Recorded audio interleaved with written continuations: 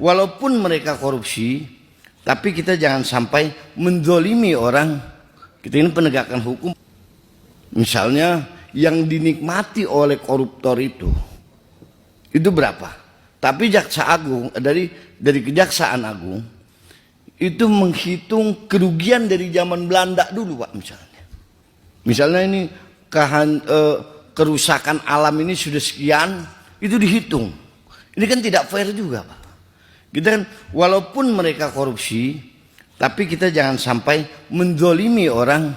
Kita ini penegakan hukum harus sejujur-jujurnya dan harus apa adanya. Jangan karena keinginan masyarakat, jangan sampai disandra. Oh, Kejaksaan Agung biar ingin dikatakan, oh kami super power, kami terkuat, kami bisa mendapatkan uang banyak. Oh, kita sangat bersyukur bisa seperti itu. Tapi jangan sampai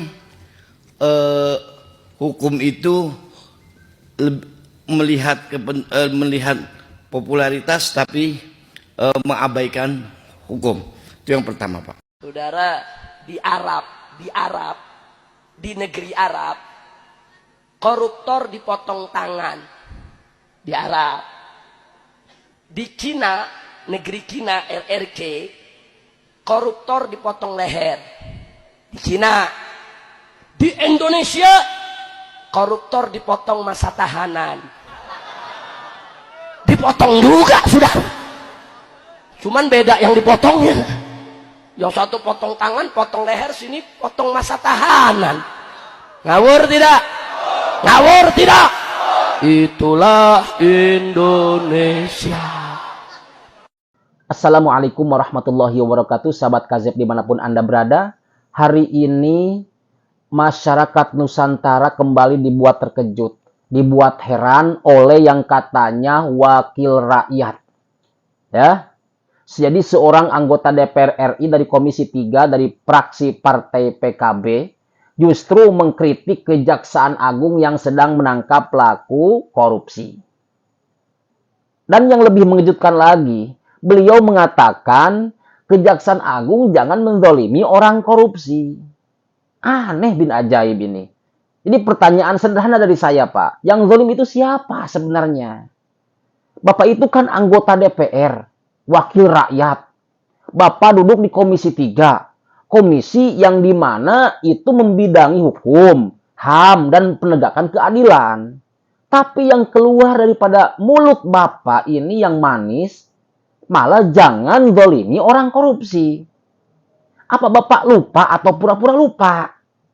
Koruptor itu, Pak, ya, mencuri uang rakyat, mencuri uang negara, merampas hak orang lain, menghancurkan berbagai bidang, menghambat kesehatan, bahkan memiskinkan generasi masa depan. Kalau itu bukan kezoliman, Pak, lalu apa namanya?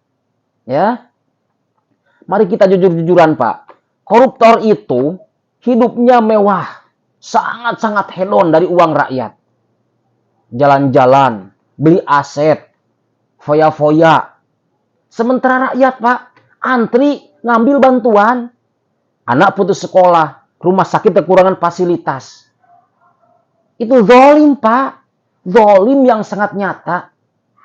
Jadi ketika Kejaksaan Agung ini menangkap koruptor, itu bukan kezaliman. Itu namanya menegakkan keadilan. Kalau hukum ditegakkan, dibilang zalim. Bapak mah aneh. Lalu kapan keadilan mau berdiri? Maka wajar para warga masyarakat Nusantara yang baik ini bertanya, apakah Bapak salah satu pelaku? Atau Bapak ini punya kepentingan? Atau sedang melindungi para kolega-kolega koruptor-koruptor itu? Pertanyaan ini, Pak, maaf ya, bukan tuduhan, bukan menuduh. Tapi ini konsekuensi daripada pernyataan Bapak yang sangat janggal. Aneh, Pak. Ketika rakyat ingin koruptor dihukum berat, justru wakil rakyat terdengar membela koruptor. Na'udzubillah. Contoh hari ini, Kejaksaan Agung adalah salah satu lembaga yang masih memberi harapan ya kepada rakyat Nusantara. Ketika KPK dilemahkan, Ketika hukum sering tumpul ke atas, Kejagung justru mulai berani membongkar kasus-kasus yang sangat besar. Rakyat ini senang, Pak. Rakyat mendukung. Rakyat akhirnya melihat ada penegakan hukum di negeri ini. Lalu tiba-tiba ada anggota DPR yang bilang, jangan zolimi koruptor. Ini menyakiti rasa keadilan rakyat, Pak. Ini menyakiti Pancasila. Ya, keadilan sosial bagi seluruh rakyat Indonesia. Loh, Bapak malah bilang jangan zolimi. Itu aneh sekali, bukan mendolimi, Pak. Itu namanya menegakkan keadilan. Dari dulu ini hukum di negara kita masih kacau. Masih tajam ke bawah, tumpul ke atas. Dari dulu, Pak. Kalau rakyat kecil, gampang banget. Bahkan nggak ada pembelaan dari Bapak. Tapi orang besar yang koruptor, anggota DPR malah bilang seperti itu. Itu menyakiti hati rakyat, Pak. Bapak ini kan anggota DPR. Dewan Perwakilan Rakyat. Bukan Dewan Pemeras Rakyat, Pak. Maka aneh sekali jika Bapak bilang seperti itu. Na'udzubillah, tsumma na'udzubillah. Bapak ini bicara soal zalim, Pak. Ya, baik. Mari kita pakai bahasa moral dan agama. Di dalam agama, mengambil yang bukan hak itu haram. Ya, merugikan orang banyak itu dosa besar, Pak. Menyengsarakan rakyat itu kezoliman yang sangat nyata. Jadi, korupsi bukan sekedar pelanggaran hukum, tapi kejahatan moral dan kemanusiaan, Pak. Oke, begini aja. Bapak tadi bicara soal zolim. Ya, mari kita pakai bahasa moral dan agama, Pak. Dalam agama, mengambil yang bukan hak itu haram. Ya, merugikan orang banyak itu dosa besar. Menyengsarakan rakyat itu kezoliman. Zolim terhadap rakyat. Ya, korupsi ini, Pak, bukan sekedar pelanggaran hukum, akan tetapi kejahatan moral dan kemanusiaan. Jadi ironis, Pak. Kata zolim dipakai untuk bukan untuk membela rakyat, tapi justru malah membela pelaku korupsi. Ya. Jadi pesan dari kami sebagai warga, wakil rakyat harus berdiri di sisi rakyat, Pak, bukan di sisi para koruptor. Kalau ada proses hukum, biarkan hukum yang berjalan. Kalau ada bukti, tangkap. Kalau bersalah, hukum. Begitu. Jangan balik logika. Jangan rusak akal sehat publik, Pak. Dan jangan permainkan kata zalim untuk membungkam penegakan hukum. Jangan seperti itu, Pak. Revolusi akhlak. Kenapa kita harus melakukan revolusi akhlak?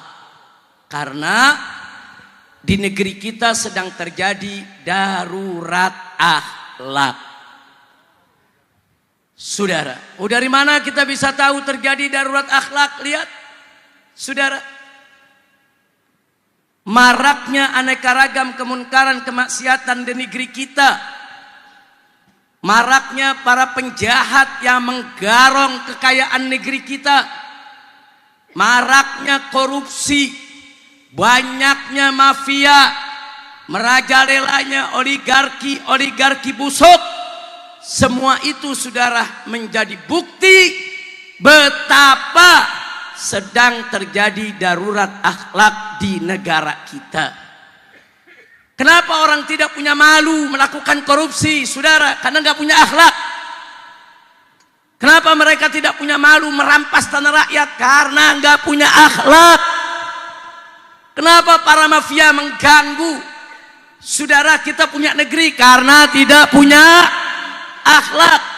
Kenapa oligarki busuk terus merongrong kita semua? Karena tidak punya akhlak. Jangankan kita rakyat biasa, saudara, para koruptor, para mafia, para oligarki di kita punya negeri, presiden dia berani ancam kok. Presiden dia berani ancam. Presiden dia mau lawan, saudara. Kalau presiden aja diancam, apalagi kita semua, saudara. Maka itu sudah berulang kali saya ingatkan, saudara, Yang kita lawan ini bukan sembarang kelompok. Yang kita lawan ini bukan tembok yang tidak bergerak. Yang kita lawan ini bukan tiang yang tidak bisa bicara. Yang kita lawan ini ada kelompok mafia, kelompok oligarki busuk, kelompok koruptor, kelompok penjahat yang punya kekuatan politik, kekuatan ekonomi, bahkan berapa banyak kekuatan militer dan polisi yang mereka sogok, saudara. Maka itu saya mau tanya, lawan kita berat tidak? Berat tidak? Apa boleh kita hadapi sendiri-sendiri? Apa boleh ormas berjuang sendiri-sendiri? Apa boleh Habib berjuang sendiri-sendiri? Apa boleh kiai berjuang sendiri-sendiri? Apa boleh umat Islam berjuang sendiri? Maka itu saya tanya semuanya, siap bersatu, siap bersaudara, siap lawan mafia, siap lawan koruptor, siap lawan oligarki busuk. Takbir, sallu ala nabi. Saudara, sudah lama di kita punya negeri, dari semenjak saya kecil ada pantun tentang budi, saudara. Tegaknya rumah karena sendi, hilangnya sendi rumah binasa. Tegaknya negara karena budi, hilangnya budi negara binasa, saudara. Budi pekerti moral yang kalau dalam bahasa syariatnya adalah akhlak.